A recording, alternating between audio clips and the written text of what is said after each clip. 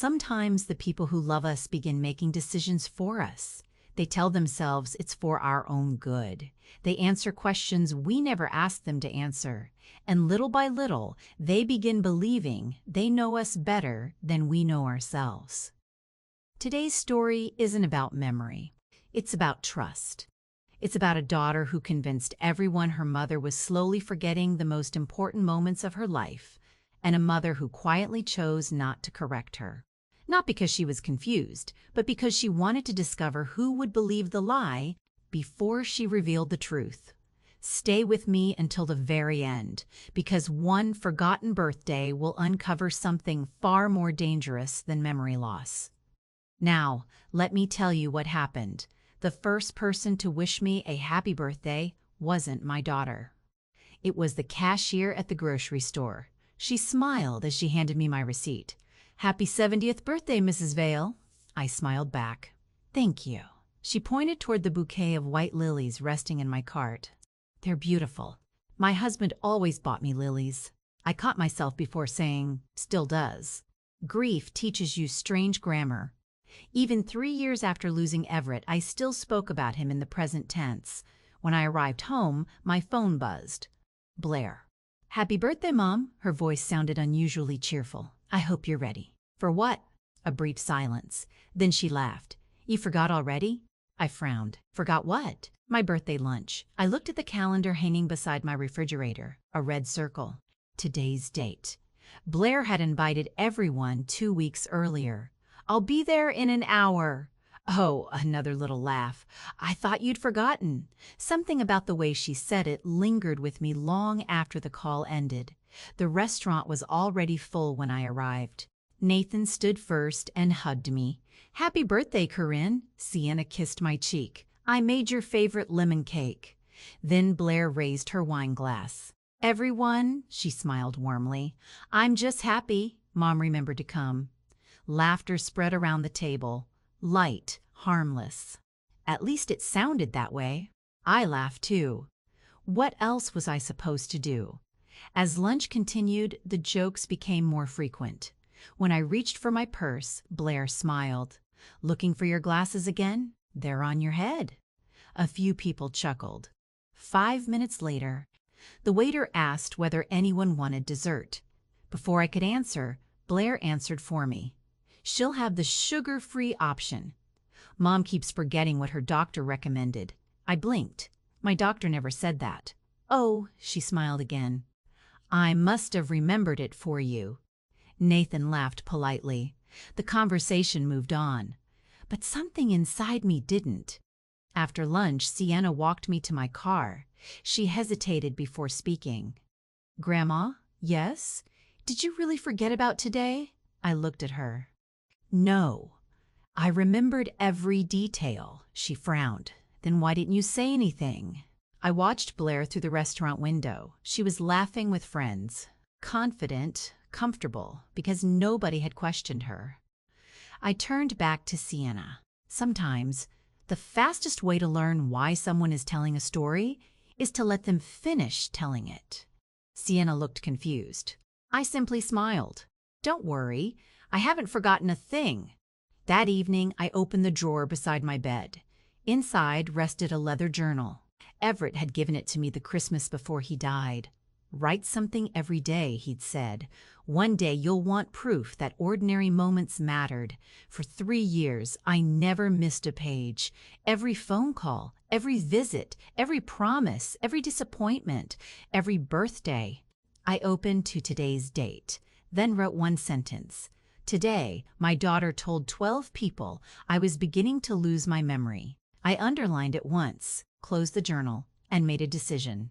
If Blair wanted everyone to believe I was becoming forgetful, I wasn't going to argue. I was going to watch.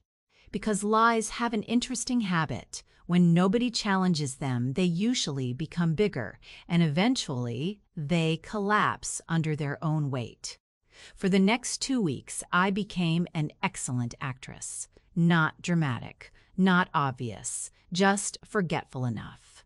When Blair asked if I'd mailed a birthday card, I paused, pretended to think. "Oh, I can't remember." She smiled sympathetically. "I'll do it." When Nathan asked whether I still had the spare key to the lake cabin, I answered after a long silence. I honestly don't know. "I'll look," Blair interrupted. "You've been misplacing things lately." I watched her carefully. She wasn't lying with anger. She was lying with confidence. That made it far more dangerous. The strange part was how quickly people adapted. Friends began speaking slower around me. Neighbors repeated themselves. The pharmacist explained medications I'd been taking for years.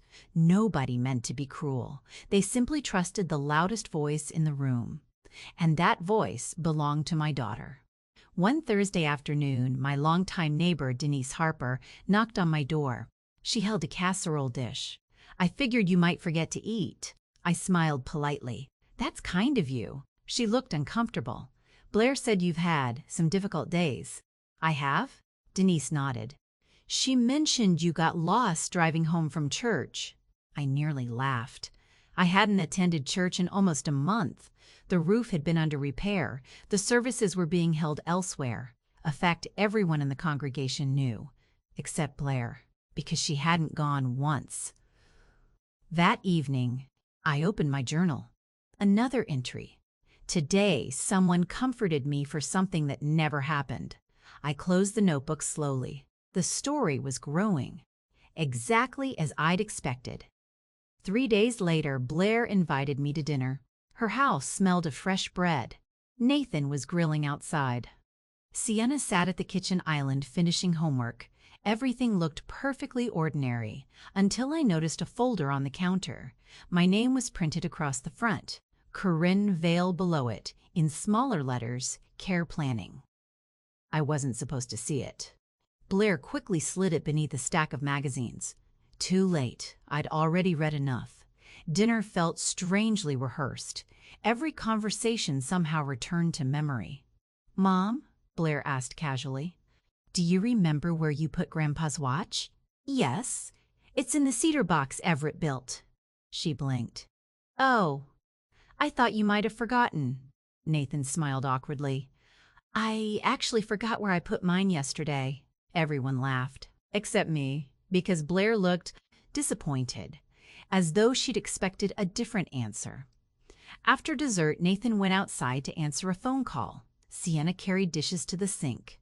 For the first time all evening, Blair and I were alone. She poured fresh tea into my cup, then spoke carefully. "I've been thinking. Dangerous hobby." She laughed. "You still have your sense of humor." "I hope so." She folded her hands together. "Mom, what would you think about giving me power of attorney?" I looked at her without blinking. "For what reason?" "Nothing urgent. It's just in case your memory gets worse." There it was. Not a joke. Not concern. Paperwork. I stirred my tea slowly. "What makes you think it's getting worse? You repeat yourself." "I do, sometimes. Can you give me an example?" She hesitated. "Not right now. I'd have to think." I nodded. "So would I." Nathan returned before either of us spoke again. The conversation drifted elsewhere. Movies, vacation plans, the weather. But the folder never left my mind. Neither did the phrase care planning. As I prepared to leave, Sienna walked me to my car. She glanced back toward the house to make sure no one was listening. "Grandma," she whispered, "I heard Mom talking." "About me?" Sienna nodded. "She thinks she should start handling your money." My hand froze on the car door. "Did she say why?" "She told Dad that soon you probably wouldn't understand your bank accounts anyway." For a moment, the world became very quiet. Not because I was shocked, because everything suddenly fit together. This wasn't about my birthday anymore. It wasn't even about memory. Someone was slowly building a version of me. That couldn't disagree. That couldn't object. That couldn't say no. I hugged Sienna tightly. "Thank you." She looked worried. "Are you okay?" I smiled gently. "I'm better than okay. Because now, I finally understand the story your mother is trying to write." As I drove home, I didn't feel frightened. I felt certain. And certainty is a dangerous thing when the truth is written down in ink. Because Blair had no idea that for 3 years I'd been documenting every conversation, every date, every promise, every contradiction, and before this was over, one of us was going to be believed. The other would have to explain why the journal remembered more accurately than she did. The following Monday, I did something I hadn't done in years. I visited my attorney, not because I was frightened, because I preferred facts over assumptions. His name was Julian Mercer. He and Everett had played chess together every Friday for nearly 20 years. When I explained why I was there, he didn't interrupt once. Only after I'd finished did he ask a single question. "Corinne, has any doctor diagnosed you with memory impairment?" "No." "Has anyone suggested testing?" "No." "Then legally," he folded his hands, "your daughter has no authority to make decisions for you." I nodded. "I thought so." He looked at me carefully. "But that isn't what worries you." "No. What worries me is how many people already believe her." Before I left, Julian handed me a slim folder. Inside were copies of every legal document I'd ever signed: my will, my medical directives, property records, power of attorney. Unsigned, blank, exactly as they had always been. "Keep these," he said quietly. "If anyone tells you they've already handled your affairs, you'll know immediately whether they're telling the truth." 3 days later, Blair called. "Mom, I found the perfect memory specialist. I don't need one. It wouldn't hurt." "I didn't say it would," she sighed. "Can we at least talk? I'll come by tomorrow." Her relief was immediate. "Thank you." The next afternoon I arrived carrying a small apple pie. Nathan opened the door. "You didn't have to bring dessert. I wanted to." He smiled. "You always do." Simple words. But they reminded me someone in this house still saw me as the woman I'd always been, not as a patient. Halfway through dinner, Blair placed a brochure beside my plate. "Comprehensive Cognitive Wellness Center. They're wonderful," she said. "They do complete evaluations." I looked through the pages. Memory, attention, reasoning, decision-making. Interesting, very interesting. "You've already spoken with them," I said. It wasn't a question. She hesitated. "I called for information. You scheduled an appointment." Nathan looked up. "You did? It was only provisional," she answered quickly. "I thought Mom might appreciate not having to wait." Nathan frowned. "You never mentioned that." For the first time, Blair looked uncomfortable. I closed the brochure, then smiled. "I'll go." Both of them stared at me. "You will?" "Absolutely." Blair looked almost triumphant. "I knew you'd understand. I have one condition. Anything. The doctor chooses the questions, not you." She blinked. "Of course, and I'd like Nathan and Sienna there." Her smile faded slightly. "Why?" "So everyone hears the same answers." Nathan nodded immediately. "That sounds fair." Blair forced another smile. "Fair." But something in her expression had changed. The confidence had become caution. Saturday arrived. The clinic was quiet. Bright windows, soft music. Shelves filled with books instead of medical equipment. The neurologist introduced herself, Dr. Elise Rowan. She shook my hand firmly, then turned to my family. "I have one request. I'd like to speak with Mrs. Vale alone first." Blair immediately answered. "I usually help explain things." Dr. Rowan smiled politely. "I'm sure you do. But today, I'd like to hear Mrs. Vale in her own words." Something about that sentence made me want to hug the woman. 45 minutes later, the consultation ended. We all gathered in Dr. Rowan's office. She placed my file on the desk, then looked directly at Blair. "I've completed a full assessment." Silence filled the room.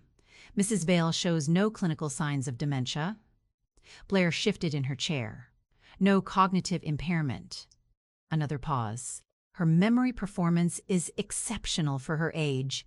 Nathan smiled. Sienna looked relieved. Only Blair remained still. Dr. Rowan continued. "In fact," she glanced down at her notes, "she recalled conversations from several weeks ago with remarkable precision. I couldn't help smiling. If only the doctor knew, I'd recalled conversations from 3 years ago. As we walked toward the parking lot, Nathan caught up with me. "Corinne, I'm sorry." "For what?" I should have asked more questions. I placed a hand on his arm. "You trusted your wife. That's what good husbands do." He lowered his eyes. "But good husbands also know when something doesn't make sense." I looked back toward the clinic. Through the glass entrance, I could see Blair standing alone, staring at the report in her hands. She wasn't angry. She was confused, because for the first time, reality had refused to cooperate with the story she'd been telling. And I had a feeling she wasn't ready to let that story end. Not yet. The phone rang the next morning. It was Nathan. "I need to ask you something." His voice was different, quieter. "What is it?" "I found something in Blair's desk." I didn't answer. "I wasn't looking for it." "I believe you. It was a folder." "The same one?" "Yes, the one labeled Care Planning." He took a slow breath. There was more inside than I expected. An hour later, we met at a small cafe halfway between our homes. Nathan slid the folder across the table. I couldn't stop thinking about what Dr. Rowan said, so I opened it.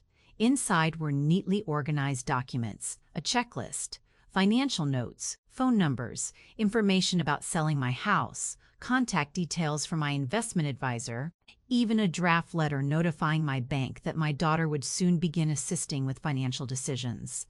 Nothing had been signed, but everything had been prepared, months in advance. My birthday had simply been the next step. Nathan rubbed his forehead. "I don't understand." "Neither do I." "No." He looked at me. "I don't understand when this started." I closed the folder. "It didn't start with paperwork. It started with assumptions." He frowned. "What do you mean?" "At some point, Blair stopped asking what I wanted and started deciding what was best. That evening, Blair arrived at my house unannounced. She looked exhausted. "I know Nathan talked to you." "He did. He had no right to open my desk." I remained calm. "And did he find anything untrue?" She opened her mouth, then closed it again. "I was trying to protect you." "From what? You live alone. You're 70. Dad handled everything before he died. You've been forgetting little things." I looked directly into her eyes. "Name one." She hesitated. "The birthday." I remembered it. The glasses. They were never lost. "The medication." "I've never missed a dose." Every example dissolved the moment she spoke it aloud. For the first time, she sounded less convincing to herself than she did to anyone else. "Blair," I said quietly, "do you know what frightened me the most?" She shook her head. "It wasn't that you believed I was becoming forgetful. It was that you stopped checking whether you were right." The room fell silent. "You repeated the story so often that eventually you no longer needed evidence." She sat down slowly. "I never wanted your money. I know. I wasn't trying to steal anything. I know. I just—" Her voice cracked. "I thought if I waited too long, something terrible would happen." I nodded. "So you tried to control the future." A tear rolled down her cheek. "And I ended up trying to control you." I walked to the bedroom, opened the drawer, and returned carrying Everett's leather journal. I placed it gently on the coffee table. "What is this?" "My memory." She looked confused. I opened the first page, then another, then another. 3 years of entries. Every birthday, every dinner, every phone call, every promise, every argument, every kindness, every disappointment. Dates, times, places, details. Nothing dramatic, just life, recorded one ordinary day at a time. Blair slowly turned the pages, then stopped. She found the entry from my birthday. She kept reading, then the entry about Denise, then the dinner, then the clinic. Every event, exactly as it had happened. No anger, no exaggeration, just facts. Finally, she whispered, "I don't remember half of these conversations." I smiled sadly. "I do." She looked up. "No," she said quietly, "you wrote them." I gently closed the journal. "No, Blair, I lived them. And for the first time since this all began, my daughter understood the difference. The journal hadn't saved my memory. It had revealed hers. Blair sat in silence. Her hand still rested on Everett's journal. She wasn't reading anymore. She was staring at the pages as if they belonged to someone else. Finally, she looked up. "Why didn't you stop me?" I answered honestly. "I tried." "When?" "The first time you joked that I'd forgotten my birthday. You laughed. So did everyone else." She lowered her eyes. "I thought you weren't offended." "I wasn't," she frowned. I was heartbroken. For several moments, neither of us spoke. The ticking clock on the wall suddenly sounded louder than ever. Then Blair whispered, "I don't know when I started treating you like a responsibility instead of my mother." I smiled sadly. "I do." She looked up. "It happened the first time you answered a question that had been asked to me." Her expression changed. She remembered. The restaurant. The waiter. The sugar-free dessert. One tiny moment. One tiny decision. Repeated over and over until it became normal. A soft knock interrupted us. Nathan stood in the doorway. "I wasn't sure if I should come in." "You should." He entered quietly. Neither of us spoke until he sat beside Blair. He gently took her hand. "I read the doctor's report again." She nodded. "I know." And then I realized, I never actually asked your mom what she wanted. His words hung in the room. Simple. Painfully simple. The next Sunday, Blair called the entire family together. Not for another celebration. For an apology. Denise came. A few close relatives came. Even Sienna insisted on speaking. Everyone expected an announcement. Instead, Blair stood up with Everett's journal in her hands. "I owe all of you the truth." The room became perfectly still.